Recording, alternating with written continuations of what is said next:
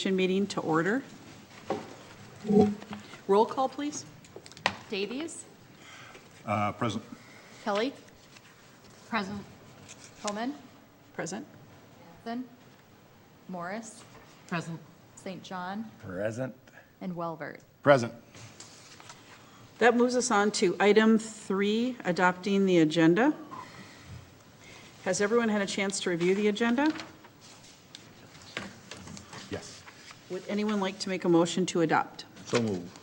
Second. Motion by Davies, second by Morris. To adopt, all in favor, say aye. Aye. Aye. All ayes, motion carries. That moves us on to item 4, approving the minutes. Has everyone had a chance to review the September 4th, 2018 HPC minutes? Yes. Would anyone like to make a motion to approve the minutes? I'll motion. Motion by Welvert, I second. Commissioner Welvert, I and second. motion by Commissioner Kelly. To approve the December, so that's motion to approve the September 4th, 2018. All in favor, say aye. Aye. Motion carries. Excuse me, do we also have to approve the December 5th HPC meeting minutes? Okay, that's on here, I was just wondering. That moves us on to item 5, reviewing the Pinnacle concept plan in relation to the historically designated Henry Hammer's House Saloon.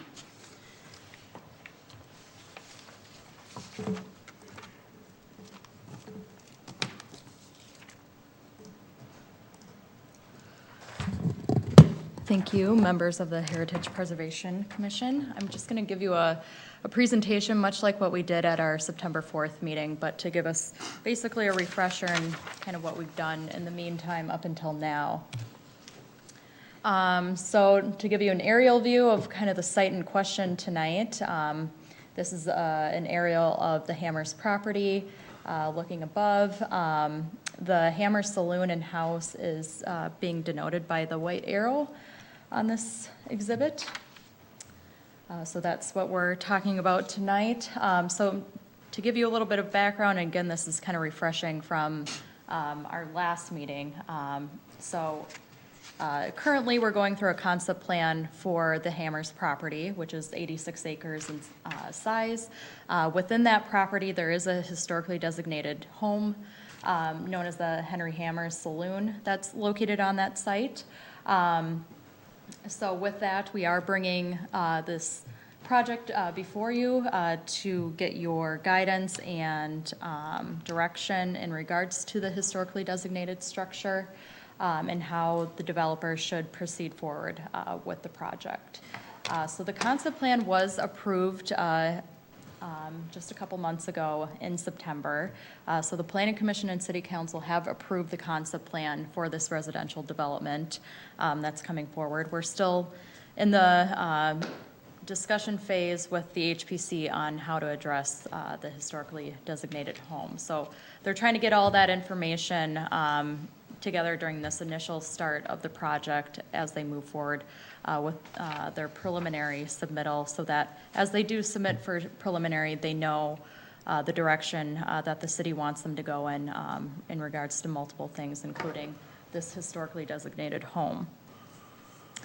So a little bit of background on the structure itself. The Hammers Farmhouse and Saloon was built in 1873, according to our Historical Society. It wasn't historically designated until 1996, which was a supplement tonight in your packet for the reasons why it was included on the local designation list. So that was based on a couple different factors for this structure. It was based on its significance to the local community's development and culture. It's significant due to the fact that it's a typical wood frame farmhouse that was very typical for that time frame, but it also operated as a wayside saloon for farmers that were traveling on the main road between Chaska and Victoria. So not only was it a house for the Hammers family, but it did also operate as a saloon for a period of time for when people were traveling in between communities. It no longer has that saloon status on it anymore. It did operate and was used as a house majority of the time. So because it's located still on a farm today, it does embody that community's rural heritage that we have here in Chaska. So as you can see, development is definitely at a rise right now, so it does capture that rural heritage that once was within the community.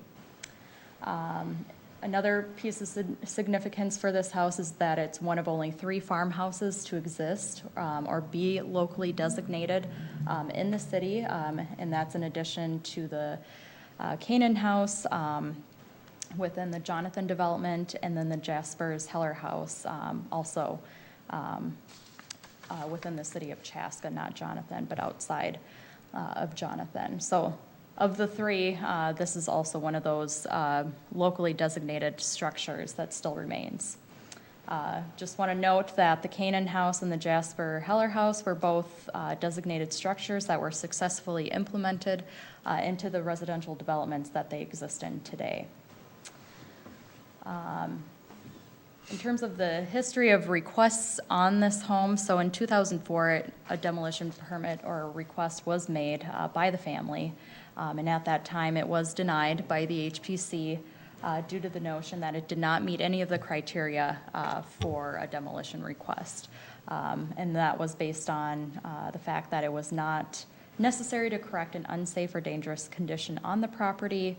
It wasn't necessary for a major redevelopment that was of substantial benefit to the community, would not cause an undue and unreasonable financial hardship to the owner.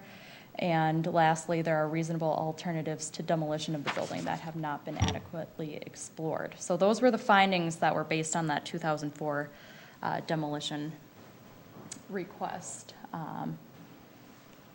So kind of fast forwarding to our time and what we've seen in the last couple months. So the last time we met was on September 4th, 2018 for an official HPC meeting where we first had this project in front of us in terms of how to address it. And at that time, you all decided that you wanted to tour the home to get a better idea of the physical state that this home was in. So we did conduct a site tour on the property and within the home on October 10th of this month so that you guys could get that understanding. So tonight is purely meant to kind of reconvene on what happened at that tour, what you were able to see, and hopefully provide some clear guidance to the developer tonight on how to proceed with the home. Just have some historical photos of the Hammer Saloon for us to reference back to if need be. So in terms of the state that the house is in right now, so it goes without mention that there have been some significant alterations done to the home as of yet that have taken it away from kind of its historical originalness out there. So some of those pieces are the front porch has been enclosed with a screen porch. The saloon door was removed on the front. The first floor openings for the windows were consolidated from 2 to 1. The types of windows have been updated, so they're no longer the original windows on the home. The roof profile has also changed, more so on the one-story portion to accommodate an addition on the back side of the property. So there was also an addition done on the back side, but also on the second floor, done in around 1951. So that has significantly changed the roof profile of that area. And then the pictures that were provided of the exterior of the home. So as you can see, it's definitely seen better days. And I'm sure you all can remember what the inside was like. Just a couple photos of the inside, specifically that second-story addition where some of the changes occurred from the original to what's there now. So they are marking on there where the original roof profile was and how it basically significantly changed with the addition added. And then a comparison photo showing the original with kind of what's there today. So in terms of where the developer is at and what he is requesting with this concept plan is they do wish to redevelop the entire site to be a residential development, specifically for active adults that are 55 years and older, to make that a residential development for that demographic alone. So with the concept plan that they're proposing, in relation to where the home sits, to what they're proposing, it is near a potential development access onto Highway 41, which I'll show in an exhibit, I think, after this slide, just to give you an idea of kind of the proximity of that to this home. So with the location of the Hammer Saloon, it would definitely be impacted by that new access onto Highway 41, but also the realignment of Cardinal Street to get into the development. So basically the streets had to be realigned and positioned in a way that would meet engineering standards out there. So the developer has also engaged historic preservation professionals who are also present at the site tour on the 10th. So one of them was an architect and one of them was an architectural historian.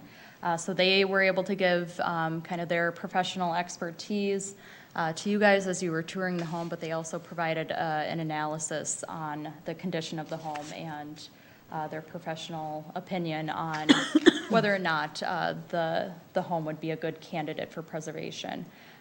So in conclusion, they made the notion that a lot of changes have occurred to this home to the point where its historical integrity has been lost, and they don't see the structure of the home or the home itself as a candidate for preservation.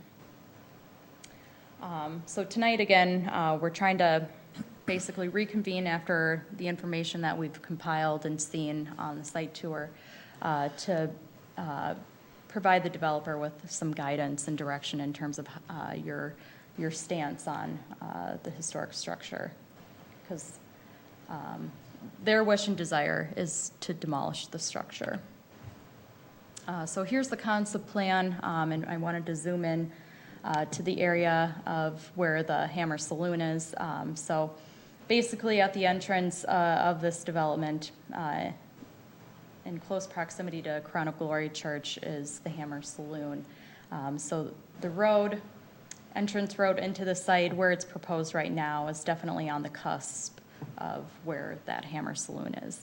And if you can envision kind of the grades out there, it's definitely a steep grade coming into the site, so the amount of grading that they're going to have to do to ensure that the sloping and other factors are taken into account, it's definitely going to be a significant grading project there. So just wanted to go over some basic facts on the home and some things that I've been able to add to the understanding of this property. So with the tour, we were able to see the physical condition of the building. The exterior is definitely in a weathered condition, the interior as well. You could definitely feel some structural sagging in some of the rooms of the home to indicate that some of the pieces might be failing within the home. So we also had our building official come out to the site and get an understanding of kind of the physical condition of the home too. So they were able to look at that and make a general list of repairs that need to be done to the home to give us kind of an initial understanding of some of the work that needs to be done. So we did provide kind of a listed cost estimate for you for the work that needs to be done. And These are just estimations done by our building official based on some work or some permits that he's received frequently. So there was a monetary value of $105,000 that was estimated for some of those repairs, or for all the repairs that were listed there. We also got in contact with Carver County to understand the appraisal value of this home, and they said that the home is worth $13,800. So if you kind of put those two values together, the repairs would cost at least 7 times the value of the home. Excuse me, Elizabeth, is that the home itself or the property it's on, or just the physical? Just the home, just the physical condition of the Hammer Saloon and the repairs that would need to be done to that. So, I wanted to outline kind of the ordinance standards that we look at as a committee for a demolition request. And I did highlight these last time around, just so you're aware of what goes into us reviewing a demolition request. So again, we're not making any motions tonight, but I do want to set the framework of if it does potentially go down that road. So there is 4 primary matters that are considered in a demolition request. And the first one being that the retention of the resource constitutes a hazard to public safety that cannot be eliminated by economic means available to the owner, including the sale of the structure on its present site to any purchaser willing to preserve the structure. So we have not gotten any professional information from a structural engineer that says that the structure itself is a safety hazard, nor have we received any indication that it's an economical burden to the developer. So that's something, again, if we are okay with this moving down a demolition route, that it would be information that we would need in order to validate that criteria. The second piece of criteria is that preservation of the resource is a deterrent to a major improvement program that will be of substantial benefit to the community. So unlike in 2004, this time around, we do actually have a concept plan to redevelop the site. So that's something that definitely sets this request differently than what was reviewed in 2004. So looking at what they're requesting and seeing whether or not that's a substantial benefit to the community is definitely a factor in this, since we do have a concept plan in front of us. And understanding how that concept plan and layout affects this historic property. So as I've indicated before, the entrance into the site, which would be of substantial need by the developer for the development, will definitely impact this structure in some way. So keeping that in mind as we're kind of taking a look at this. So understanding that, it will be impacted probably in some way by the layout that's being proposed, it more than likely will have to be relocated to some extent to make sure that it's not being completely impacted by what's being proposed out there. The third criteria is retaining the resource will cause an undue and unreasonable financial hardship to the owner, taking into account the financial resources available to the owner, including the sale of the structure to any purchaser willing to preserve the building. So again, we haven't had any indication or information from the developer that this criteria is applicable. And then lastly, retaining the resource is not in the interest of the majority of the community. Again, this is something, our criteria, that I'm hoping we as an HPC can provide our voice on in terms of whether or not we see this as a significant resource within the community. So that'll be something I'll be asking for your feedback on tonight as it relates to that. So in terms of where staff is with this request, and we've stated this before, just because some of the historical integrity has been lost, that doesn't alone make it a valid reason to demolish a historic structure. So definitely want to point that out. We always have to come back to the 4 criteria that we've denoted previously. So as I've stated before, compared to 2004, we do have a concept plan in front of us that was approved by Planning Commission and City Council, that was favorably looked at by both Council and the Planning Commission for this type of development. So there's definitely a benefit that can be seen from the community on this type of development going in. And then, again, the house will be impacted in some way as a result of this development.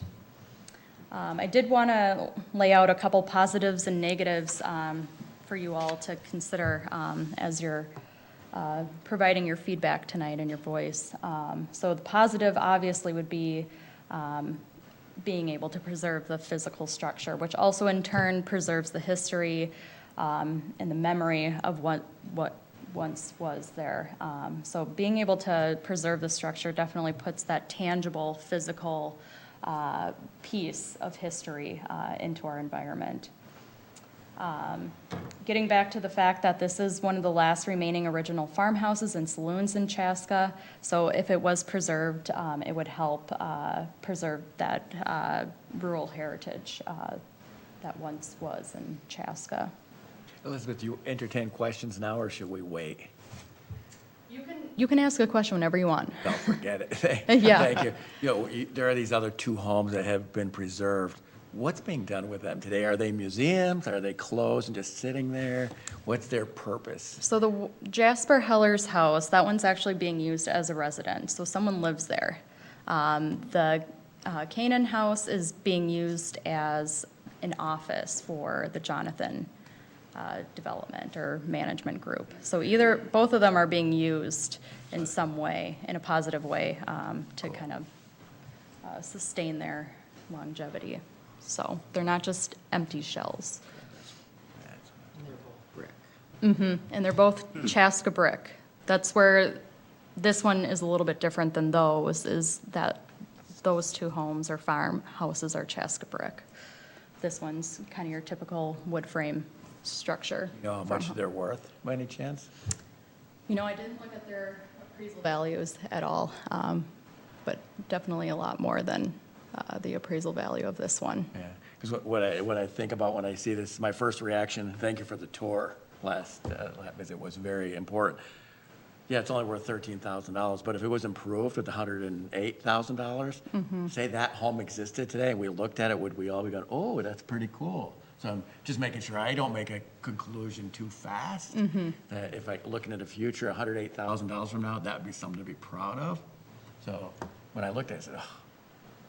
But if the other homes are worth $100,000, $200,000 and they're being used and they look nice and do preserve, we should make sure we consider that in our decision. Nope, what that's the a valid future could point. look like. Yep, that's a valid point. And whether, number 3, the developer could integrate it somehow. That it would make sense to them. Right.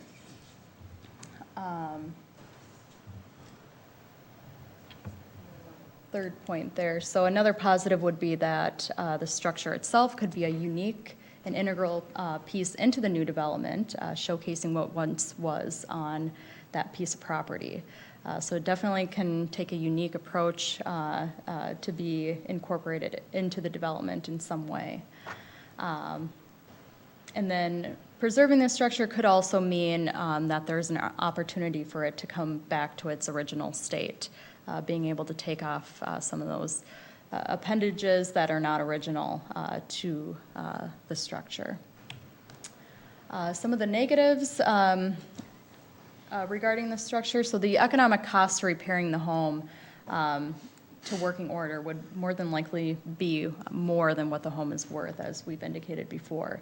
So in addition to that, you know, as we've looked at it, the home has been severely altered with the building additions that were added and the different window placements and the removal of the original doors and windows and other pieces that have definitely reshaped this home in a different way. So in order to get it back to its original state would also require additional work and economic investment. And with that, more than likely, if we're having to replace some things, it would more than likely require some modern solutions to be done. So you're not going to get any of the original pieces back into that home. Another negative would be that there is no end plan on how the home will be used, and thus could be a detriment for its long-term sustainability and maintenance. The developer has already indicated that they find no use for the building, so having it just sit there, unfortunately, does not help with the time and the weathering over time to a structure. And lastly, the impact of the development and its improvements will have a physical impact on the structure. Having to move it somewhere else on site is more than likely going to be a solution or route that would need to be taken in order for it to withstand some of the changes on the site. So with that, moving it could create more damage to the structure, more than what it currently has right now. So where staff is, again, getting back to the criteria that we need in order for us to, again, if we are in the position of going down a demolition route, we would definitely need more information on the safety hazard component of the structure from a certified professional to make that decision. Our building official cannot make that decision, unfortunately, so we would need a certified professional, such as a structural engineer, to make that determination for us. We would also need more information from the developer on how this structure would not be financially or physically feasible to be incorporated into the development if they're going to make that argument to demolish the building. So getting to you guys in terms of what we're hoping to hear from you tonight and get your direction from. So again, we're not making any motions tonight. We're basically just coming back with all the information that we have now to give direction back to the developer on how to proceed with the home. So this won't be the last time that you see this project, because if a formal application does come in, you guys do have to make a formal motion on that, whether that's for a demolition or for a relocation being requested. So with that, I am kind of laying out a couple bullet points and pieces that we would like your feedback and determination on tonight as we move forward with this. So one of those is whether or not you believe that retaining the resource is or is not in the interest of the community. Secondly, whether or not you would support a demolition request. Whether or not you need more information to make a decision on considering a demolition permit or even a relocation permit, and such as but not limited to a reuse study, a relocation study, and a structural engineer's report on the condition of the structure and a cost estimate to fix the necessary repairs. So that's where I'll leave it with you guys tonight, and we'll hopefully try to hit kind of all those bullet points in terms of how you feel in regards to each of those, and can provide guidance back to the developer. I'm happy to answer any other questions for myself. Otherwise, we have Paul Hoyer here with Pulte Homes that you can invite and have him speak a couple words as Anybody well. have any questions? For Liz? Yeah, a little bit. I'm playing catch-up because I missed one. Is it viable to move it? You talked about maybe moving it. Is there land there where it could be slid over 100 feet or something and be viable on some property, or? Well, you can absolutely make the request that it needs to be relocated on site. I mean, we're still at kind of the initial stages here where, you know, you can say you want it integrated into the development of some sort. They have land to do that on the site. It's an important decision because if it's gone forever. Right. And only 3 homes, so my knee-jerk reactions, but we really got to think about this carefully. And if you say $100,000 to get up to usable condition, I'm a business person. If I was in business looking for a place to put an office, and you said, hey, for $150,000, you could get it to look like an office, we can move it, that's a good deal, to invest, make it usable like the other two, and preserve it somehow. It's not the perfect preservation, because it's not the original work everywhere and all that, but that's kind of a win-win. Commercial success for a local business owner or entity. Do we know how much it would cost to move it? We don't.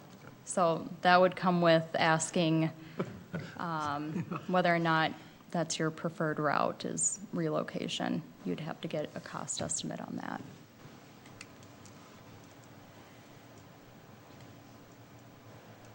Any other questions? I'll have Paul Hoyer come up. Yeah, Mr. Hoyer, if you'd like to come up. Good evening. Good to see you again. Paul Hoyer, Pulte Homes. And I see we've got a couple people from the public here tonight that if you allow them to speak, maybe it's best if they speak first and I can answer any questions that they might bring up. Would anyone like to Thank come you. up and speak? Make sure to say your name and your address for public record.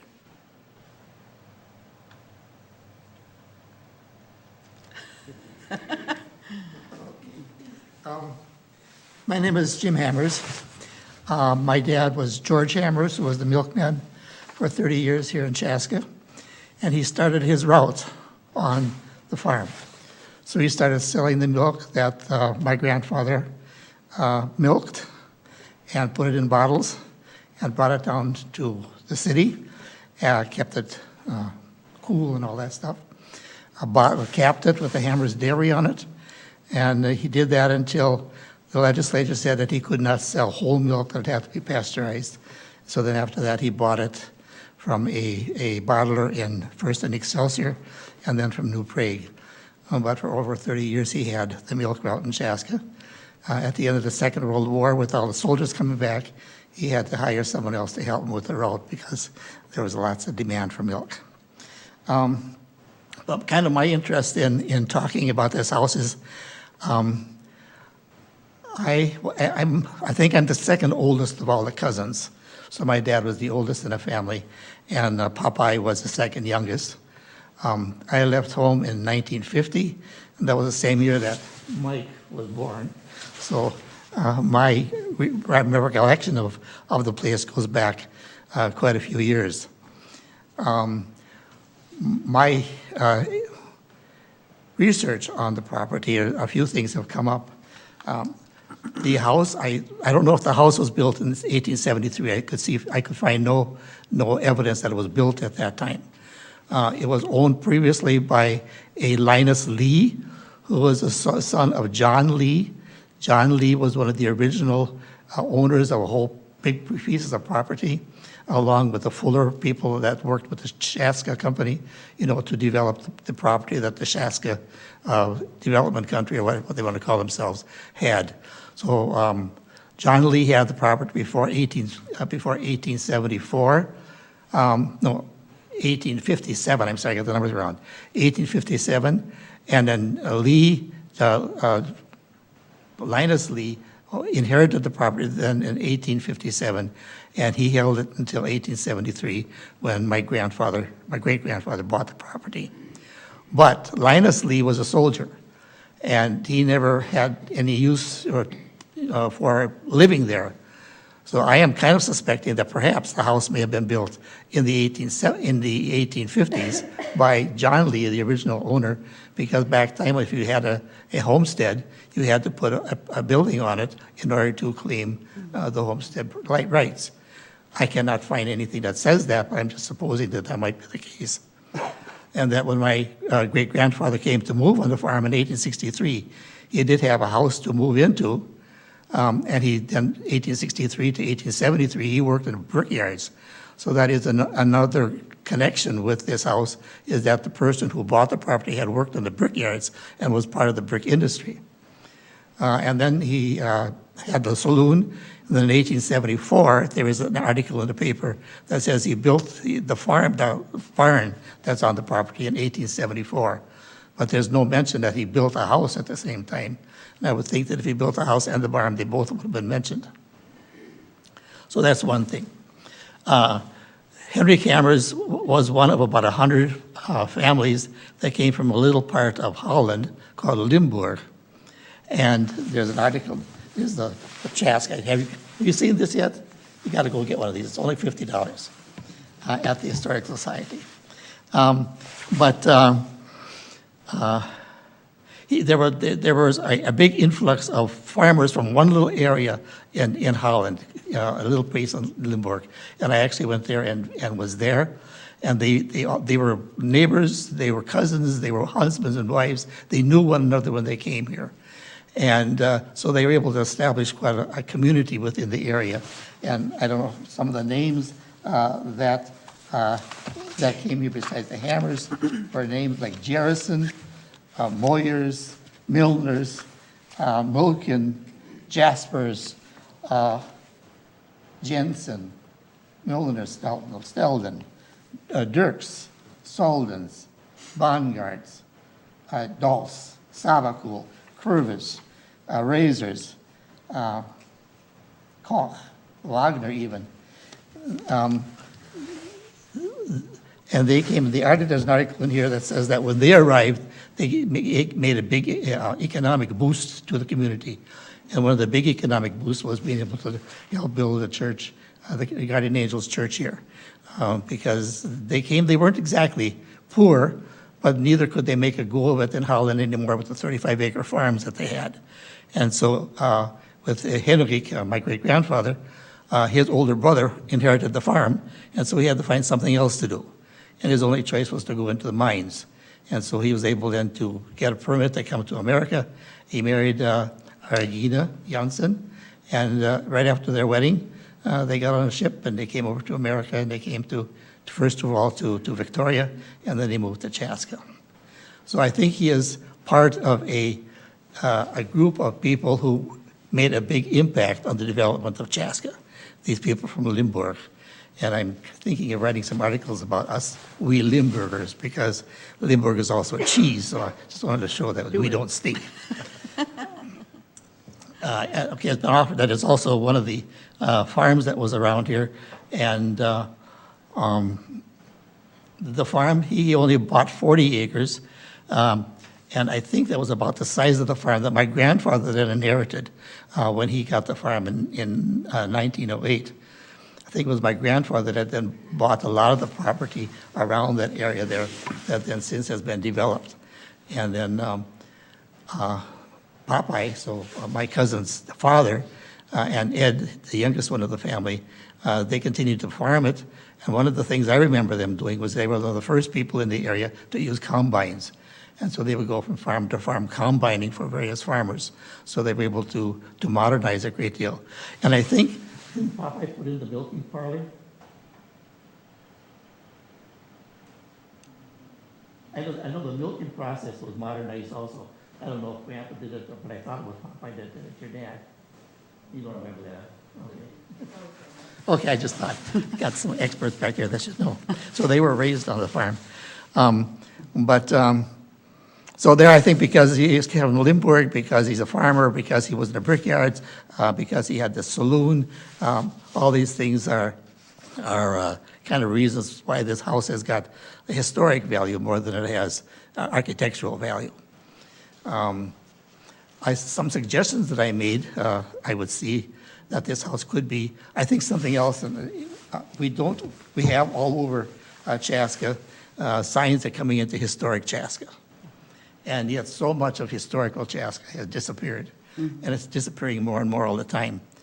And I think one of the things that we could do as Chaskonians would be to try and create something in which you don't just read a big thick book about the history of Chaska, but where you can experience Chaska. And I was suggesting, for one thing, that the Hammers House become the entrance to a museum in which then you would commemorate let's say, for instance, the dairy industry of the area. And you could have dioramas, you could have these projections that you could put on the wall. You have a variety of experiences about what it was like to be a farmer. I can see, for instance, having some glasses that you put on where you could make believe that you're plowing, and you're plowing the soil. Another one in which maybe you're on a tractor harvesting the crops. Another one in which you're part of a thrashing machine, as I was. When I was a kid, I helped with the thrashing up there on the farm. And then I think one of the fun things would be that at the end you could have a mechanical cow that shows how hay is converted from just chewing it to become milk, and have an udder there. I've always wanted to milk a cow. I've never milked a cow. Where you could have an udder where you could milk, actually try to get some milk out of that udder. I think that would be a tremendous experience in experiencing history. Another big industry we had here was the brickyards. And we don't know, we have some pictures about what people did in order to make a brick. But wouldn't it be great if we could have something, the dioramas again, for instance, and some films and some pictures in which we could actually experience either being someone who's making a brick, and maybe at the very end of it, you make your own brick, you know, a small ceremonial brick or something. These things could also would bring some money into the community also, because people would pay for these things. And there are so many things in the history. We got this canning factory that is gone now.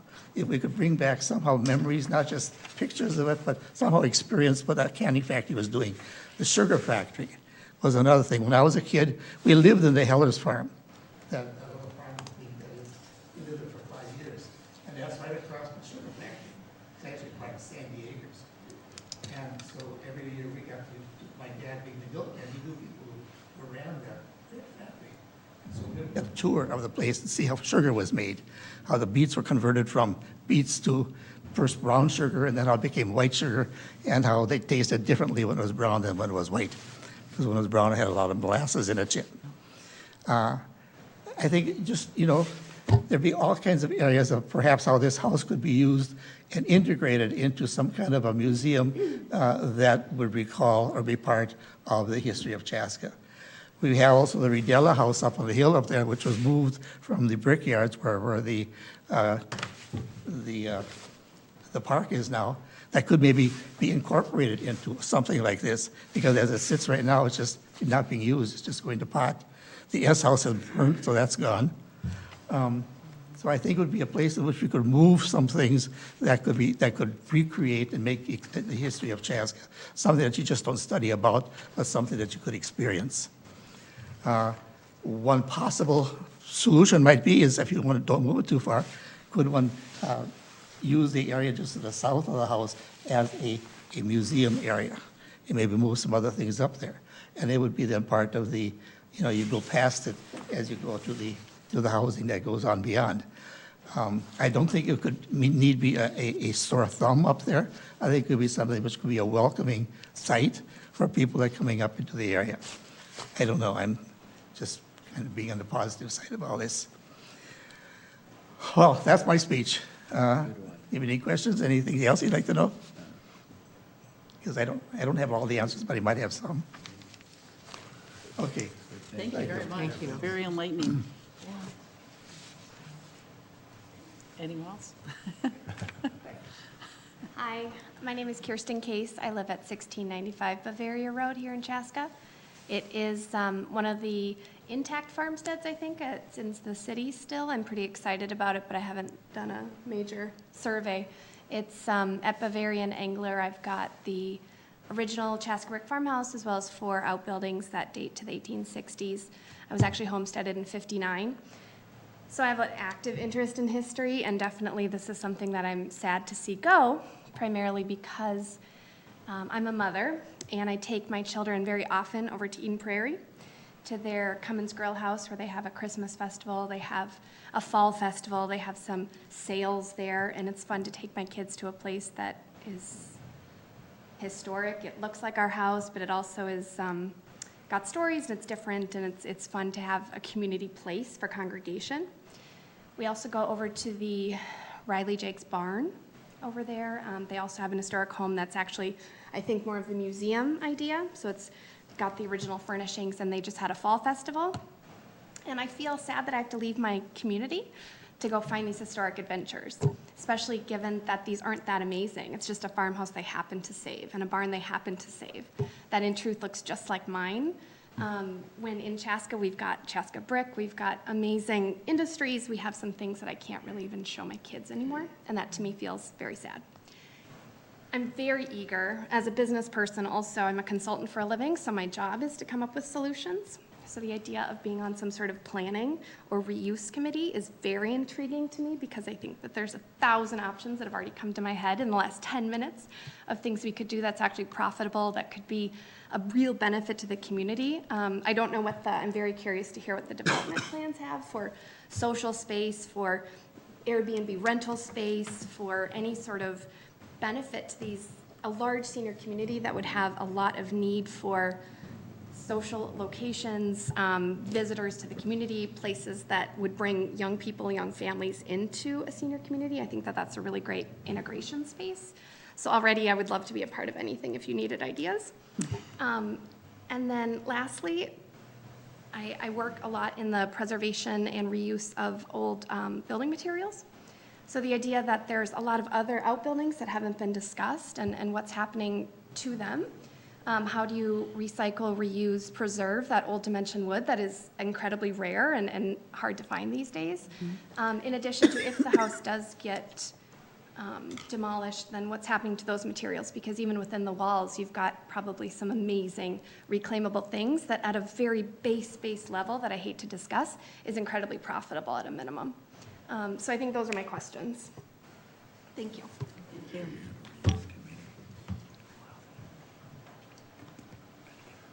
It's a lot of questions. So, for starters, yes, we're talking about an age-restricted community, 55 and older. We will have a new amenity center, so a building there that's kind of open space for people to interact socially. People who are 55 and older oftentimes don't like stairs a lot of times either, so anything you would do to a building that is in decent shape and has architectural significance, you'd have to add an elevator to make it beat code too. So there are a lot of complications. As far as reuse of the materials, we're not that far yet. We're trying to figure out if this is going to happen at this point. There's a lot of details in front of us. We're well aware of the fact that the barn in particular might have some really interesting wood, and I know that from past efforts at things similar, Douglas fir and things like that were very common in these rough sawn type lumber situations, and there will be people that would love that, and we would look for ways to incorporate some of that into our community. However, we're not far enough to tell you how. We haven't analyzed the wood and found out, connected our architect yet with that to determine how to make sense of it. But overall, big picture here, this is, I think, a pretty unusual situation. I live in Chaska by chance, and I've followed in the past that this city does a really good job preserving some very impressive homes, and I'm very grateful to the commission for doing that. What's unique here is that when this house was placed on the register in 1996, no survey was done of the home. And I'm not criticizing anybody, but that put it on a list, the register. And that was 22 years ago. There were assumptions made, naturally made, and it was probably wisely made. You had to assume that the home still had some historic value, and number two, that it would still be in pretty decent shape, good enough shape to make it worth it to do something. So those assumptions were kind of underlying, I think, the 1996 decision to add this home to the list. Then in 2004, the Hammers family came in, without me, long ago, and asked for a demolition permit. They didn't do a survey of the house. You didn't do a survey of the house. Again, I'm not blaming anybody, but you made the wise decision. You, probably your predecessors, did the logical thing. You made the same two assumptions, that it still has historic value and that it's in decent condition. And I think what happened with that 2004 demolition is it created a record too. And it really emphasized even stronger those assumptions that were made. So when we started getting involved in this property over a year ago now, one of the first things we wanted to do was get the facts. We always want the facts early because, let me tell you, we spend a lot of time and a lot of money wasting time and money on things that we hope are going to be the way we want them. Mm-hmm. Well, we don't live on hope, we need the facts. So we immediately hired the best people we could find, highly credible experts. And you saw the house a couple weeks ago, too, with my experts out there. And these are guys who live off of the business of renovating historic homes. They love it. They're passionate about it. This is what they do. And their conclusion was a pretty strong, it's not worth it. It's just not worth it. You'd have to basically tear down this house and build a replica from scratch. But we don't even have plans to know what the replica should be built to. So I guess my point here is, when I think of the big picture here, there's a lot of details about the home and the history and your ordinance and the process steps. But to me, there's simply one question that needs to be asked, and that is, if you were on the commission in 1996 and you had this study in front of you, would you have ever voted to place this home on the register? And I'm pretty certain the answer is no. So I think that is the underlying, big question. I mean, we can ask questions about how we can reuse the wood. We can ask questions about, can you make use of the property? But the fact is, it's in really poor condition, and the historic value is gone. It's been altered so dramatically. The experts didn't even know kind of where to start. They kind of know where some of the things went. They showed the roof truss where they really changed it dramatically, and they had 2 additions on there. But they couldn't even tell which room was the saloon and where the doorway was from the saloon elsewhere. And we have nothing to even rebuild a replica to match the original house. So, to me, that's the underlying question. Should this home be on the register based on the information that we finally have available? And I'm pretty certain the answer is no to that question, which leads us to, our recommendation. We wanted the facts. We got the facts. Some people might want to hear different facts than we got, but these are the facts, and these are what we have to deal with. So from my standpoint, the options are either remove the home from the register, give the home to somebody so that they can relocate it somewhere. And honestly, I doubt that it could stand relocation. If you saw what I saw, it's really not in good shape. Or a third option, which seems to be the only option that your ordinance may allow, and that is to allow demolition of the home when we apply for a demolition permit. So there's a lot of details kind of swirling around, and most of that, I think, muddies the water. I think the big question is, should the home be worth saving? Should it be on the register? And I think the answer is no. And if that's the case, then when you look through 6A, B, C, and D, although I think it could qualify for all 4 of those, D is the obvious solution, which is, it correlates. D is, does this have enough value to the community to retain it? And I think if the answer is the home should not be on the register, then 6D is pretty obviously no, it's not worth it for the community. So I'm trying to follow the facts. It's not like I went into this hoping any particular thing. I cannot waste time and money on hope. We collected facts from the best people we could find in the Twin Cities, and they're telling us it's not worth saving. So that's all I have. I'd be happy to take your questions. Any questions?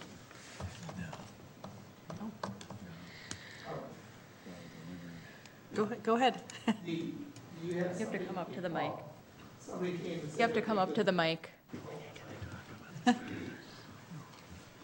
That the house was restored for somewhere like $110,000. Yeah, that wasn't that was the building inspector putting together some numbers just to structurally and by code get it up to speed. I'm sure there's an extra $100,000 or $200,000 to deal with cabinets, finishing, everything else. That's just to bring it to livable code standards. But I don't think we'd have to take it down to its original, because the house was altered as 150 years of living was in there.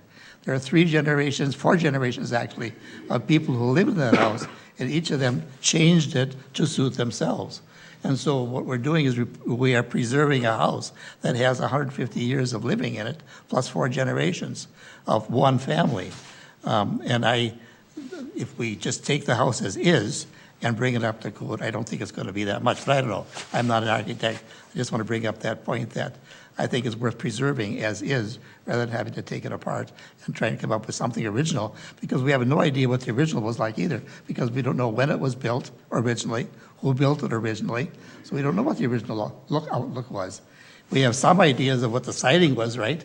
From the inside, we can tell what the original, some of the original walls were, and that it was added on and so forth. The words that the experts used were to reconstruct or rehabilitate this home, you're basically building 2/3 of it from scratch. And that really resonated with me. When I hear that, that starts quantifying how far gone this home is from a historic standpoint. I realize you're talking about a living history, Right. and I don't think that's really the domain of this commission. I think it's more of trying to preserve these homes that had a lot of history to it and some kind of architectural and historical significance from the past. Well, I do know that the Heller House, for instance, has had significant changes inside. The outside is still the same, but we lived there for 5 years. And so I know what it was like originally, and it's nothing inside the way it is now, Yeah, and our primary concern is the exterior. is the exterior. And not the interior. Okay. I just wanted to bring that up because, I understand. And to some degree, I think there's a bit of this, because I know you have a lot of history and a lot of interest in the history. Yeah, I'm trying to in a preserve history, museum. And I think the domain here is a little bit different angle on what they try to accomplish. I think our talk and it's about the same thing, so. I spent an hour with Jim, and I appreciate it. I and appreciate your point of view. I've really enjoyed my time with him. I just think there's a little bit different in terms of, Well, there is, I admit that. you are a historian. I'm a Let's historian, admit right. it. You are a historian, both in his professional life and private life. So he lives and breathes this, and he's way beyond me in terms of his knowledge. Yeah, I don't know about everyone here. I really appreciate hearing the three views tonight, very, very much. It Yeah. put a different light on this than Yes. what I had visiting the house itself. So thank you for the history. And Yes, thank you. Kirsten, thank you for maybe causing us to think a little deeper about this in a different way. I think that's important. Has this issue come up before as far as the continuing history piece? That if everybody agrees that the house is 150 years old and maybe a mere shadow of what once was, have other homes that have gone through this process had the same level of discussion about change over time? They do, yeah. We always have to point out kind of, what we know is original to these different structures, to give people an understanding of what has changed, what has been able to stay, and what's been original to the home through several years. So in other cases, yes, we do look at kind of the physical component of how properties, from what we know in terms of photographs or other surveys done, what we know is the original extent of a structure, and then what are the pieces that have been added onto it and are essentially not a part of the original character of the building. So it's definitely something that we look at. Okay, but to Mr. Hoyer's point there of, in 1994, when this was put on, what can you tell us about the criteria for why it was? And I can't really speak for the people who did do the research and the collection of different properties in terms of what their criteria was to put it on the register. I think it purely had to do with the fact that the house was still there, the history that's been within that house and on the site, that they saw it as a historical significant piece of the community, and that's why they added it to the list. I think it had to do a lot with the history there, definitely. Your ordinance also has some language in there that describes what you must do. And it does talk about, I forgot the words it used, a survey or there's another phrase they use that you do before you put any home on the list, but it's not defined. So, I mean, it could be just somebody creating a list based on some oral history, or it could be an actual survey or inspection like my folks did. I don't know. It's just not clear in your ordinance. Yeah, typically nowadays when we add a historic, or a structure to the local nomination, a very extensive report is put together on a structure to indicate the architectural style of it, the architectural significance of it, the history that happened within that structure, when it was built, what it was designed after, and so forth. That's typically what comes with a traditional survey or nomination form that you see with a local nomination.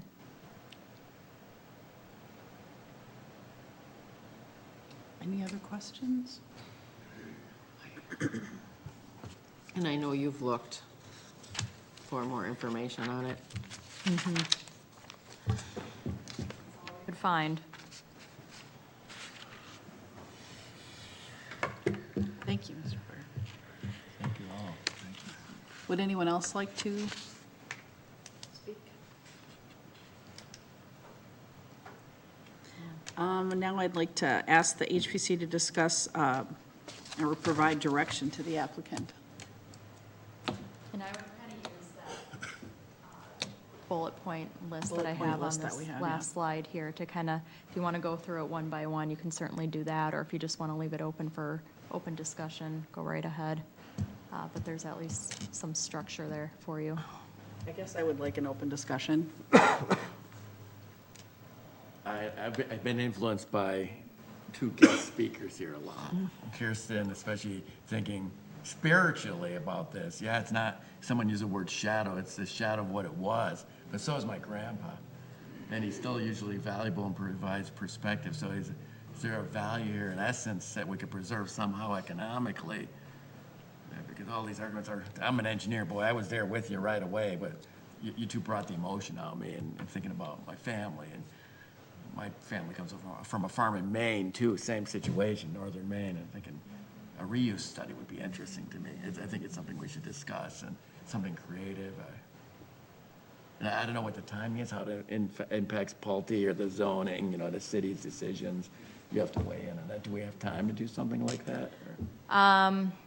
Well, at this point, they do have to prepare an EAW before they submit for a preliminary submittal. So there is some time within that time frame to see if we can look into a reuse study. I know they're ready to get gearing up to go, and I know they're waiting on this decision tonight to figure out kind of what their next steps are going to be. But we're not making a decision tonight. No. So they can't be waiting for tonight's decision, right? I'm sorry, what was No, that? we're not. You said you're waiting on a decision. At least some guidance. Direction. Yep, direction on how to proceed. You know, basically whether or not they should come forward with a demolition application or not, whether or not you would support that is kind of the gist of what we're looking Well, at. just to open things up, I mean, I'm really caught between a rock and a hard place here. I thought this, after the tour, this was a pretty straightforward decision. Knock it down. After hearing Jim's presentation and even Mr. Hoyer's presentation, I mean, I agree that those preservationists were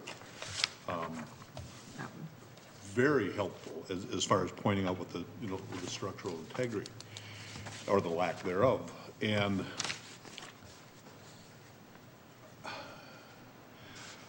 I don't know, I look at the first question, whether you believe it's that retaining the resource is or is not in the interest of the community. I say absolutely it is, if it's feasible and practical. I mean, it's great to sit up here and say everything, you know, I'd love all sorts of things, but it, you know, it isn't physical or practical to physically do some of these things. And that's what, so then you know, I'm looking for some middle ground. Is there some compromise? Is there something we can do here to agree make with this that. thing go on? But then I look at it and having been in it and seeing and thinking, how are you gonna move this thing? Right. And if you do, where are you gonna move it to? And I would love to say, You know, when Lunick was a builder here, and he'd come in and say, a mover, and say, yeah, I'll take care of that thing, we'll get it to wherever you want it, and charge you $2,000 to do it, or something like that. That's, so just to kick off the conversation, I am more torn than I was when I came here tonight. Yes. I agree. I'm torn too, and the thing that I keep thinking about is when we talk about studies and surveys and all this stuff, and this usually isn't me, so it's really weird. You're more decisive. Well, no, but the costs keep racking up and racking up and racking up, and to me, you know, I'm just wondering at what point is that point where we say, wow, we're dumping a whole bunch of money into something that, like the experts say, we're gonna have to rebuild from scratch, and then even then, we don't know what it's gonna look like, you know, or what the plans were, so I'm kind of torn, kind of leaning more toward, I don't know, yeah, middle ground somewhere where we can figure out what can we preserve, but yet not have a whole bunch of money be put into it, you know? Yeah, kind of bummed it. This decision was made in 2004 and nothing's been done Yeah. in 14 Right. years. It's been sitting around until somebody comes up with a great commercial idea. Now we're, ooh, let's think about it. But I think to Jim's point especially, I mean, I'm kind of looking at, you know, this is what it was in Right. 1800s, and has it changed? But to his point of saying, we've had this 150 years of history that have gone through here, does that negate the historical value? Because everything that's 150 years old has been modified substantially to. Exactly.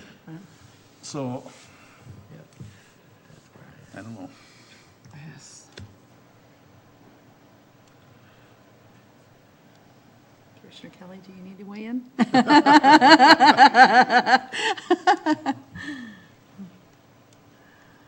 It's hard to make that decision right now. Yeah, it is.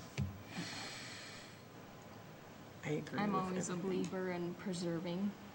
Yes. Well, it kills me not to try to save it, but it's just a. Well, we have to give a direction though, right? Yes. That's why you make the big bucks, sir. My folder says USK. This is the last stop, because if we decide, yeah, let's tear it down and move on, It's gone forever. it's gone forever, no Well, one will remember. and So there's a I'd last love to kick the can down the opportunity. road here, and I just don't know, is it gonna make any difference? Are there other alternatives out there that haven't been explored, or that we could potentially entertain? And I don't know.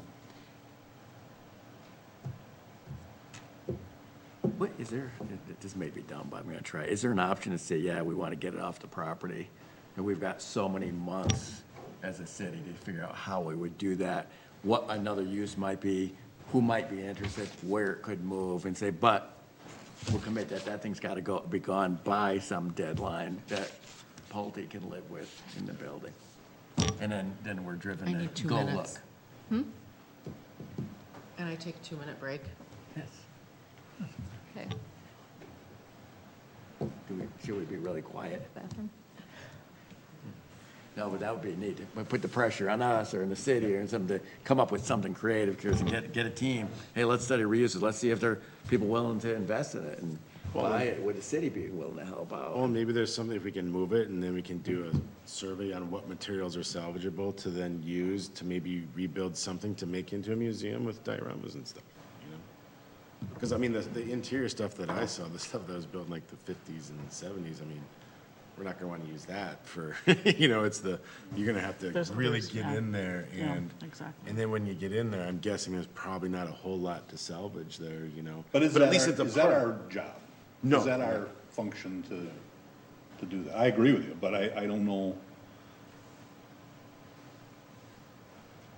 To come up with an ultimate plan of what we do with it. Yeah. I think what Russell said might be the best course of action for now, is to figure out what we can do to kind of prolong it, to, you know, move it off so that they can get going with their thing, and then we can, maybe at that point, see what we can do with it, and maybe have an expert come in. Reuse study is what you're saying. Yeah. So if the decision was the house has to be gone by a date, is there a date that you say, yeah, we could live with it there until this date in the future, but then we're either tearing it down or you've got it out of there? Is that tomorrow? Did I wait for Commissioner Morse? There she is. Oh, yeah, sorry. No, that's all right. I didn't want to blow my nose on camera. So you just told us. Is there a date that you say, yeah, if you could do it, Yes. be out of there by this date? So if things go well from our standpoint, the home would probably have to be gone June? I thought you were going to say Saturday. No. Lots of time from that standpoint. And I get three things coming to mind when I hear of what else can be done. One of them is we're happy to give the home away to anybody who's willing to take it and relocate it. I have my serious doubts about whether the home structurally can even withstand relocating. But if somebody wants to take that on, we'd love to work with you and let you take it. A second option is, if the home is demolished, to offer to give all the materials from the home, the barn, to the city or historical committee, and to use it in any way you see fit. And a third option is, we've always kind of had in the back of our mind, once we understood the facts, that we'd probably put some kind of a plaque or memorial up, either in the city park or in the private park for the neighborhood, whatever is desired by the city, something that provides some history about the significance of the property and the family. How much does it cost to raise a building and haul a wood away to do that? Just- Typically $15,000 to $20,000, but it depends on the age, and I've never demolished one this old, so I don't know if it's more or less asbestos and other dangerous. Would Pulte consider, hey, we got a plan to move this, and donating the $20,000 you would have spent on raising it and calling out to the move committee? Yeah, if somebody wants to relocate this home, we'd put the money from demolition into the relocation. Yes, that's a fine solution. The reuse study, I struggle with, because again, it's in such poor condition and the historical value is gone, so why would we do a reuse study? It seems more fitting to focus on what we have, and we have materials, and we have the story. I don't know if I agree with you that the historical value is gone, based on Jim's comments. It made me rethink that whole thing. But I also, I can't say as I'm a big proponent of a reuse study either. I don't know that it's going to change anything unless somebody has some magic bullet here to. Yeah, I don't know either, but I'd sure be willing to listen or help and argue it a little bit if we got time.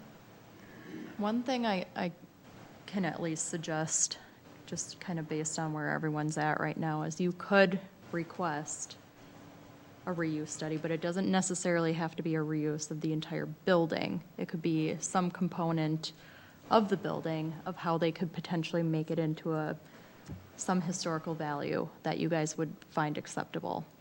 I mean, I think that would be a reasonable request for the developer to look at a little bit further, is to provide other alternatives of what to do with the home that would be economically feasible for them, an appropriate integration into their development, but it would also provide you some options of kind of how to. But that option doesn't talk about preserving it as in its entirety. Is that correct? Necessarily, no. So that would be a different route to take. If you're not completely sold on preserving the house itself, you could ask the developer to look into other preservation solutions for the home that you might find acceptable. Madam Chairman? Yeah. I've developed a lot of property over the years. Looked at a lot of existing homes, barns, golf course clubhouses for just this sort of thing, adaptive reuse. the homes. Every time I hire an architect to try to determine what we could use a home for, we fail every time. And it's because it's designed as a home. It's not designed as a space that could be used for anything other than perhaps an office. Jonathan is a very unique situation. We have maybe 250 homes in this new neighborhood. Jonathan, I don't know, thousands and thousands. It's a large enough neighborhood where their homeowners association, they need a full-time person just about. So again, it's a very unique situation. So I can already tell you what an adaptive reuse study would tell you, and that is that there'd be no real use for this neighborhood. There may be uses for the community at large, but not for the neighborhood. This McDouglas Morehouse Mean Prairie is a coffee shop, and it's wildly popular. Coffee shop would be fine. Yeah, I mean, what kind of community wouldn't enjoy something And that's like for the that? larger community. I agree 100%. Older adults like coffee. 250 homes is not enough to support any business. But a agree with coffee that. shop, I would love it if somebody would buy this house, turn it into a coffee shop. Have a volunteer. I'll give you my card, you can. It was free, wasn't it? Free. And you get the land with it for free. I like her idea. Oh, I would love it. I just don't think anybody's ever gonna take it. I think it could be used, we need better system. I'm a bike rider. To get from Chaska to St. Bonnie or whatever, different cities. So we can use that as a stop-up place. Park your, Turn it back into a saloon. and park your bike and grab an ice cream or cookie or whatever. I am A beverage? completely behind it. So, And I would be totally satisfied if, at our next meeting, you said, if we find a user by X date, it can be used, taken for free. If not, then demolition permit, I just to think, keep it real. I mean, it's important that we honor the Hammers family, no matter what happens. You know, and the dairy, they were an important part of our community and kind of the founding fathers. And I'd like to see that memory preserved there. Yeah, but not only Hammers, you named families. I know those families you named. Yeah. I mean, You're the going Fuller through. Company, and, you know, that's on my abstract, you know. So what do we gotta do? I mean, is that option A, to say, hey, let's pick a day and talk together? And I don't know how to proceed from this point, Elizabeth. I'm not a professional leader here. Well, I think the gist of tonight is to really provide direction to the developer on what you would like to see next from them. And maybe that requires more information that you need to see in order to make a determined decision that you're comfortable with. So at this point, it's really, are you comfortable with them moving forward with a demolition permit? If not, what more do you need to hear from them to get more comfortable with the situation and figure out how to best guide them? Me personally, I'm not ready to have it demolished. I'm not sure where everybody stands on that Especially if we point. don't have to demolish it tonight Right, and not interfere. correct. So I don't know what I would ask you for. You did great work as an engineer. Yeah. Check, you had me sold. If you had the papers there that night, I was ready. It's an eyesore, but we have some options. I need options. I don't speak for the chairwoman. it's true. It's true. We but do have I'd options. like us to have time to maybe get a team and get some more ideas, but I don't know what I would ask Pulte to do. Yeah. I think it's the city's decision.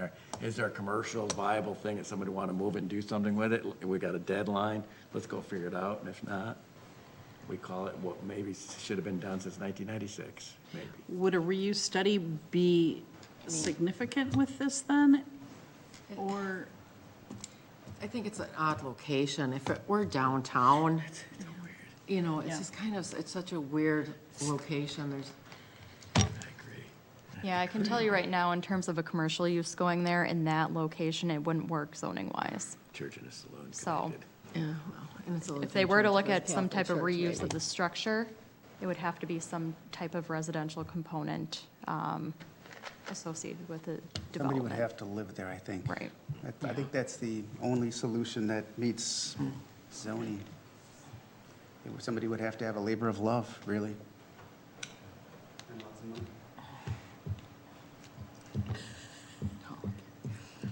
Because things we could do in a reuse study is, can you actually move it? Get real professional movers in that know what you said. Say, it might be Yeah. a 2-day thing, like, nope, we've done this, and based on this, has beam and that land. They can move anything, but will anyone want to reuse it? Well, then that's the next step. If the Yeah. decision, yeah, no, you can't move it, stupid idea, done. how long If would they say, a no, reuse $15,000, we can move it downtown somewhere, then it's, okay, what are the other ideas we could think about? Right. Maybe it is a little museum. You got me enthralled with that. I think, where do you bring little kids that don't know about our history? You know, from a civic standpoint, you bring them to a house that kind of looks historical, been restored, and teach them about our history. The block where the Inglewood's Mall is, you know, and what should be Cooper Store, and all that stuff. Now, that's all gone, the city is trying to figure out what to do with that. I can't hear you at all on the, can you come up to a microphone so we can hear you? What? Okay, I thought I'd start with you guys.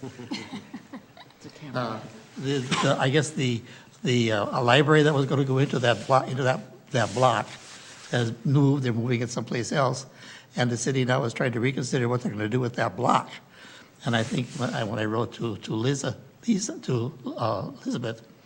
that I thought maybe that could be a bringing it downtown, a place they have a museum, which makes then the signs around Chaska saying, visit historic Chaska, make that a real meaning, a place where you can come and actually experience history.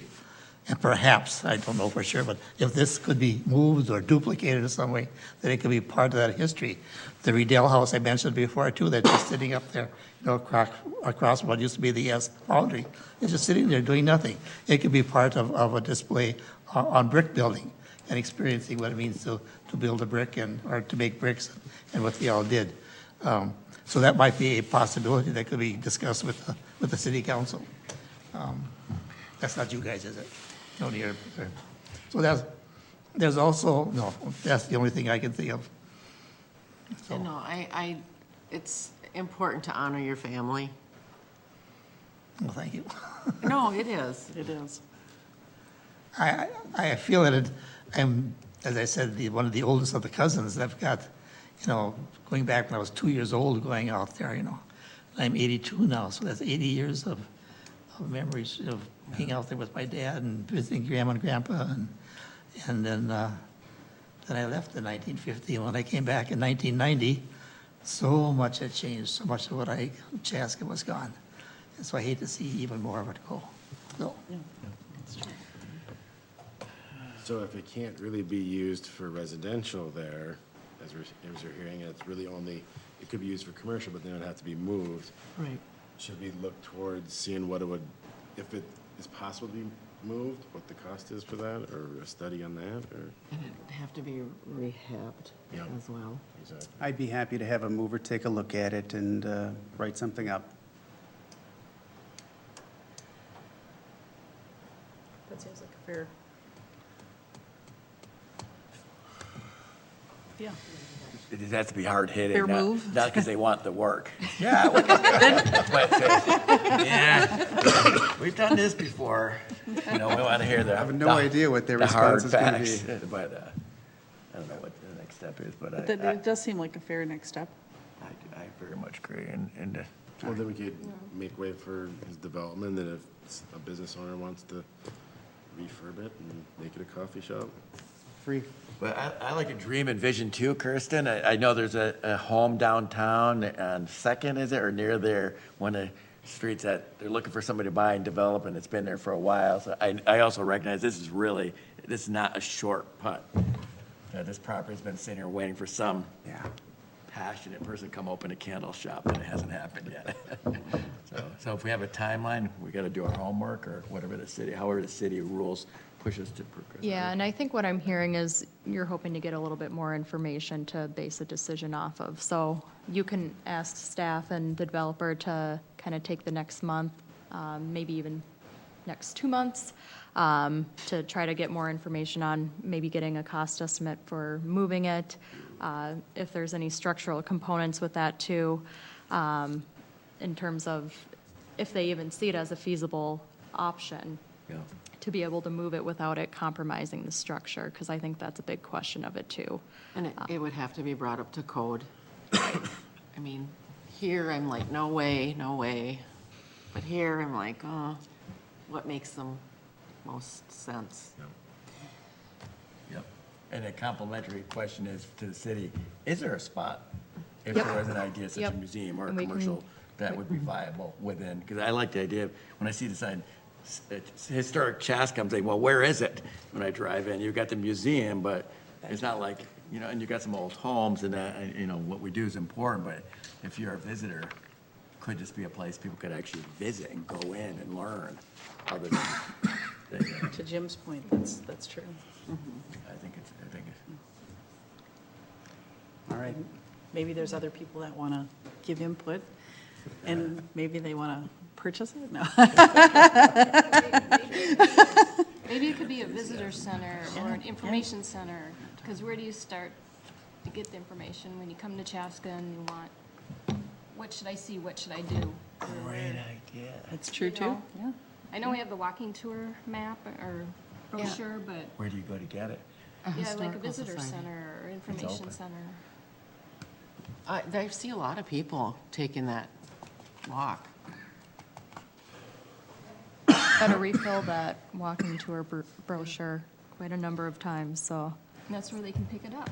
Is The visitor that center. viable to, I'm going to get tonight. I didn't mean to offend you. I understand this, these are difficult decisions. The last stop, right? Last house, last stop. We'll get some information from movers and come back. Remember that? okay, we appreciate Thank that. you for your time. Thank It's you. very compelling. Anyone else? Anything?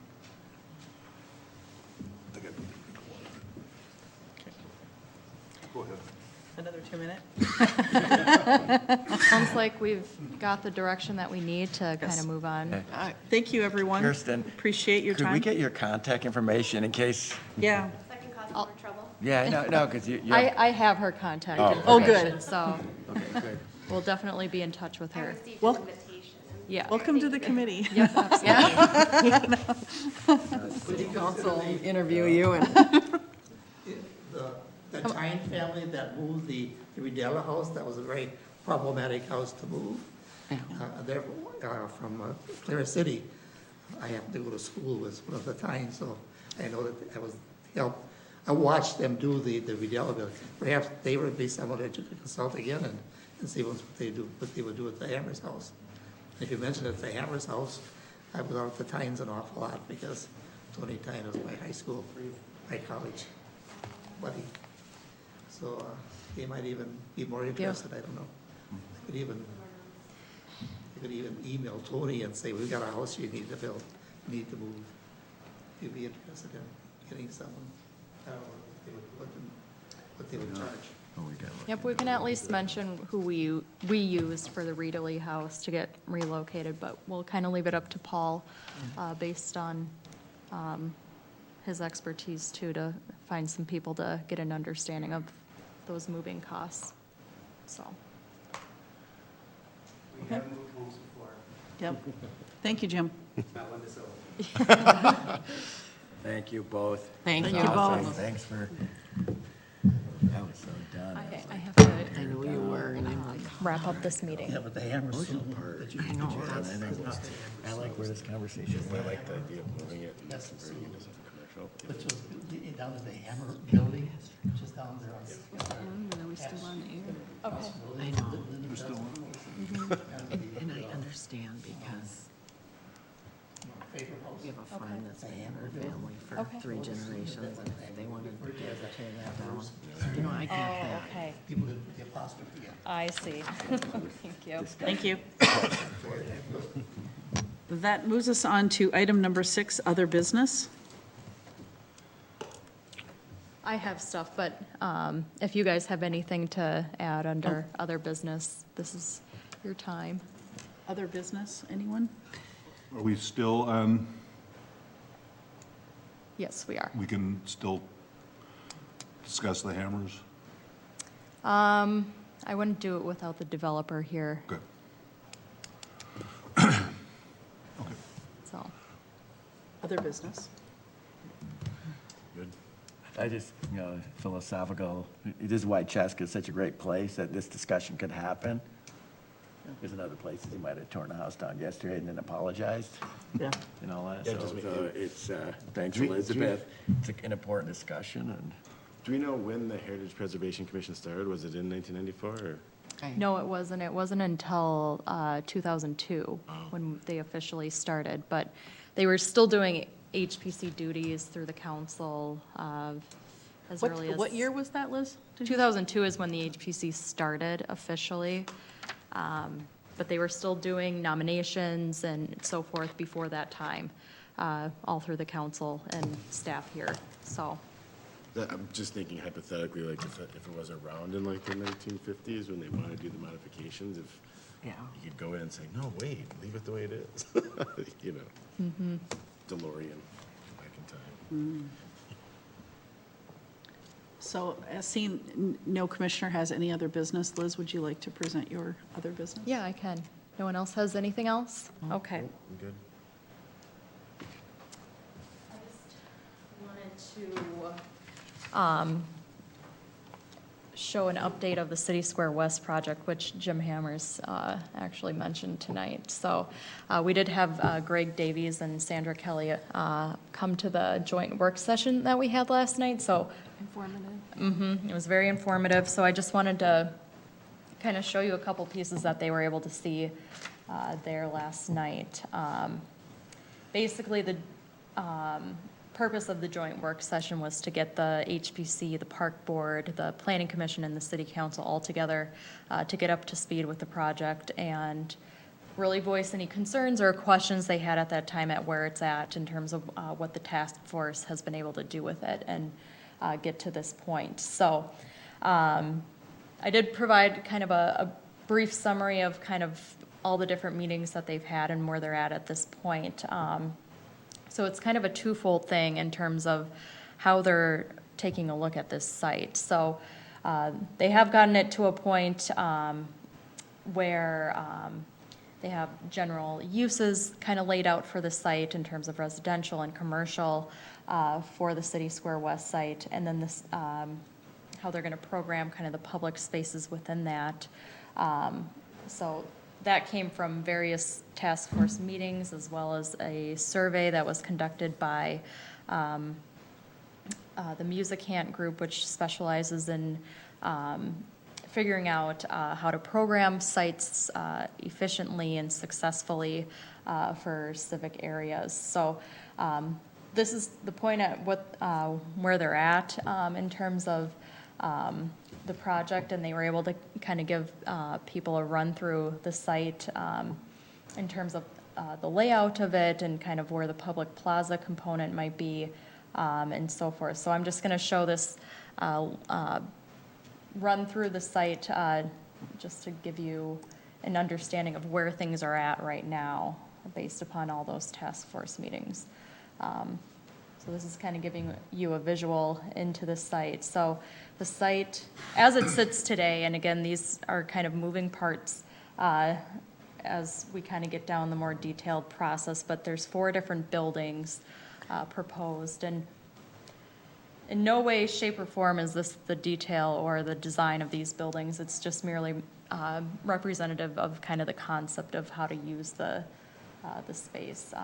But essentially, No windows. yeah, no windows.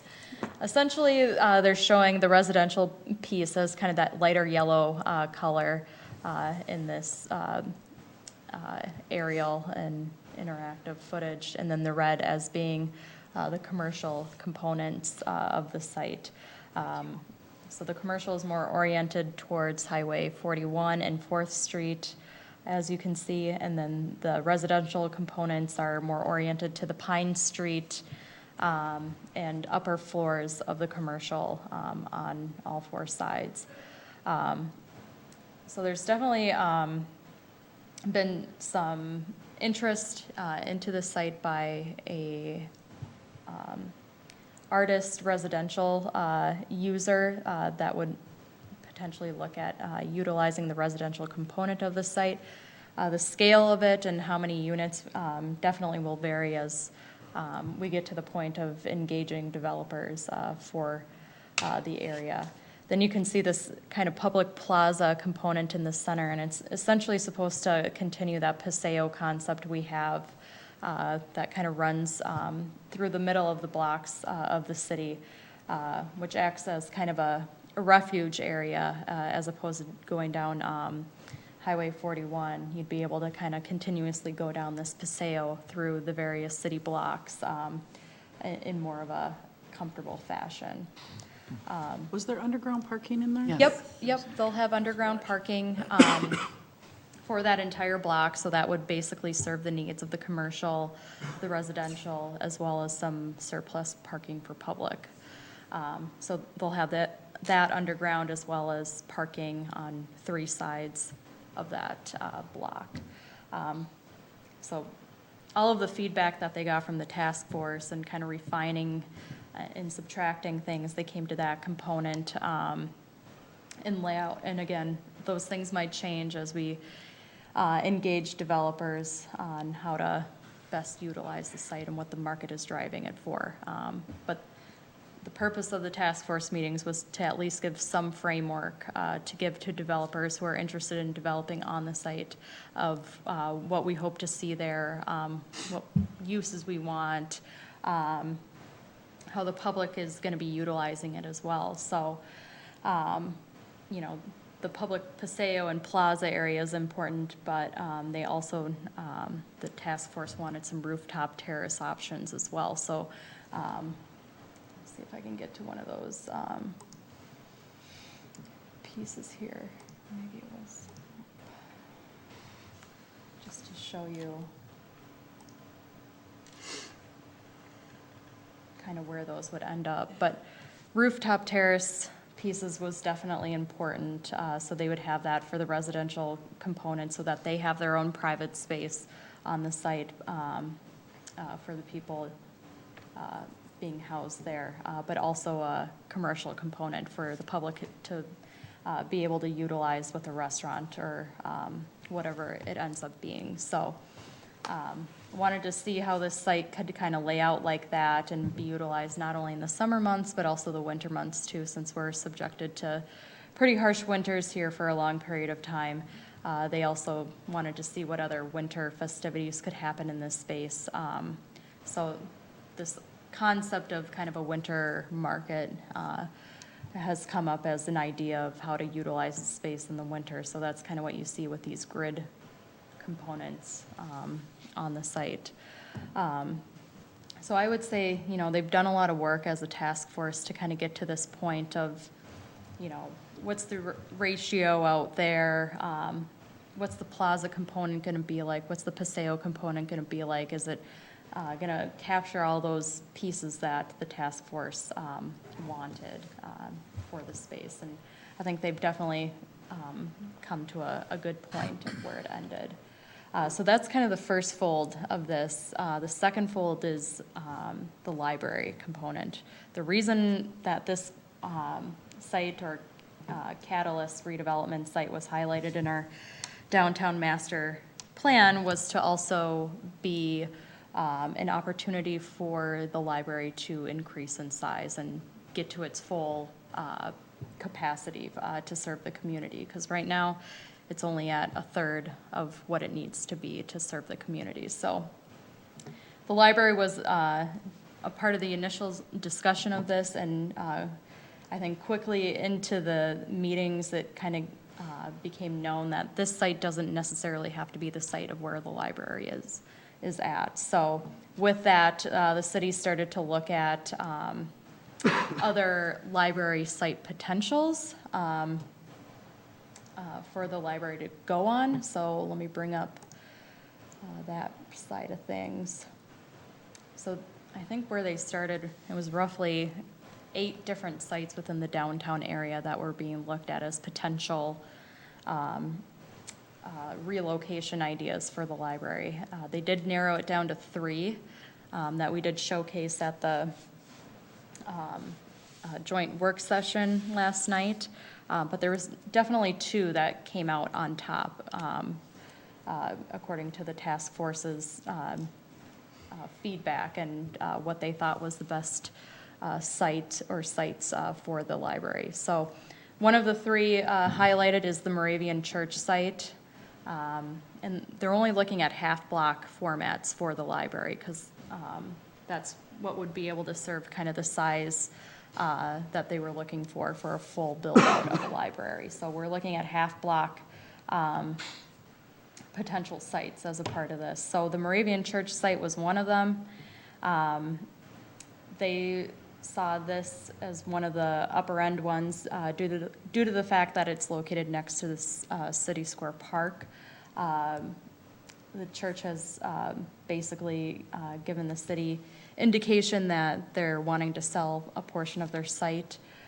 So it came to be as a potential library site because of that. I think the challenge that you run into with this site and hence what made them stray away from this location option was the fact that it is located across Highway 41 from all the other civic buildings and action that's going on the west side. So you have Fireman's Park on the west side, you have City Hall on the west side, the DMV on the west side, and then eventually City Square West will be on the west side. So they didn't see that this fit in with kind of the pedestrian walkability of being connected to all those other major components in downtown. So that's kind of why they tended to stray away from this one. And the fact that there are historic properties on this site. There's 3 in total. One is the church, which is locally designated, but also nationally contributing. There's a Chaska brick house just to the north, which is also local and nationally contributing, and then a house on the corner, which is nationally contributing since it's in the Walnut Street district. So they just saw more challenges with this one to not go with it. The second one is the DMV site. They saw this one as an opportunity because the city does have control over a majority of that site since the DMV encompasses most of the site. So they definitely saw this one as a plus, and it seemed like it was kind of on the upper end of being the preferred site for the library because of its location next to the regional trail on the north side. So you can get bikers to kind of come up and be able to park their bikes and go into the library efficiently, as well as providing some space for the DMV too. So that was another potential spot and definitely a high contender in the library. And that would be 3 houses would have to come out, correct? 2 houses would. There's one on the corner here. Right. And then there's one right next to it. Oh, because the half block, okay. Or actually, no, it's just one house. It's a great big. Yep, it's the Yep. big white one, because we already tore down, there was another house adjacent, but with the expansion of that DMV parking lot, it took out that house. So it'd only be one house to be removed. So they saw some viability in this site because it was less complicated. In that orange box would be the DMV. Yep. So that was kind of a concept put together. It's very possible that the DMV might even move to another site if this were to be pursued, just because they saw some concerns with people who come to the DMV are not exactly the best of drivers since they're learning, and mixing that with kind of the children component that comes with the library. So there's definitely a concern there in terms of the proximity of both of those uses. So it's very possible that the DMV might be located to a different site that the city has in mind. So there's definitely a lot of moving parts to this, but a lot of very exciting moving parts, I should say. So that was 2 of 3 denoted. And then the last one is the Guardian Angel site. So this is adjacent to the school over there.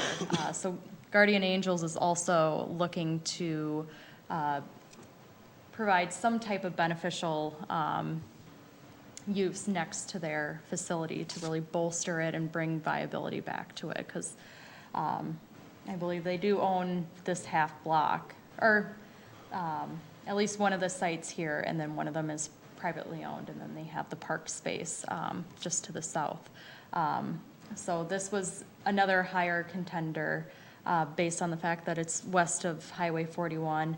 It's not as close as the DMV site is to the City Square West project, but they definitely saw it as a contender based on the grades.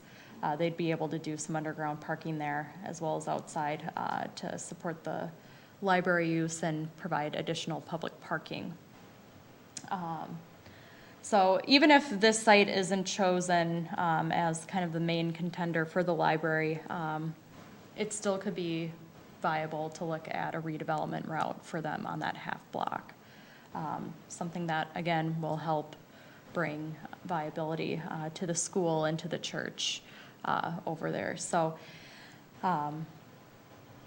those are the main three that were looked at for library sites. So the City Square West project really is not a project unless we figure out kind of what to do with the library. That's the big thing. How about the post office? I was just going to ask the same thing. What about the post We do office? envision the post office staying Oh, okay. downtown Okay. in some sort.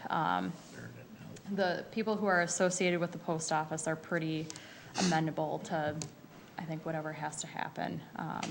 They're, from my understanding, I guess they're easy people to work with in terms of if they have to relocate or go somewhere else. So that definitely was a big thing for the task force, even to make sure that the post office stays downtown. Good. Not that this is historic preservation related, but what's the plan for all the Hispanic shops, the bakery and all that? Because I met in a dinner with some of the people who work there, make a living there and count on that, and they seem a little nervous. And how are we dealing with that to find this? Maybe I should go read the newspaper and find this out, but. Yeah, just and curious what I'll say how we to deal that with it. end, I haven't been dealing with that directly, but our administrative staff and even director of planning have been meeting and discussing with the tenants of the strip mall to kind of understand, what their options are in terms of relocation. So they're trying to still keep them at kind of the front end of all of this planning to make sure that they're accommodated. So they're not just going to be left kind of in the wind, 'Cause I essentially. understand, speaking with them, there's a social thing that goes there too. Yeah. It's where the families Yep. are. They're all related and they go there to help each other. So Yep. it's really important. Yep, so I think a part of that, while finding different sites for, other uses of expanding businesses and uses on the City Square West block, they are trying to find sites for these tenants that are in the strip mall. So, again, there's a lot of moving parts with it, a lot of different aspects that are getting figured out. So it's definitely one of the more exciting projects that we've had to deal with, and our city administrator likes to put it where he loved the Fireman's Park project, but he really loves this project because of how exciting it is. So there's going to be a lot more to come, definitely. So if you have this new library, what are you gonna do with the space here, the library space? Well, the city is growing, so we're definitely outgrowing our space here in City Hall. So it's very likely that the City Hall and police are going to take over the additional space, which we need. So, Yeah, definitely, they're kinda in the basement. yep, so it'll be a plus for us to kind of be able to use additional space here that we need. So they can add more offices and. Yep, there will be an opportunity to do that. Any other questions? No, thank you. No. Awesome. That moves us on to item number 7, Would anyone like to make a motion to adjourn? I'll motion to adjourn. Commissioner Welbert? I'll second. Commissioner Morris, second, to adjourn. Then you hit the gavel. Anybody opposed?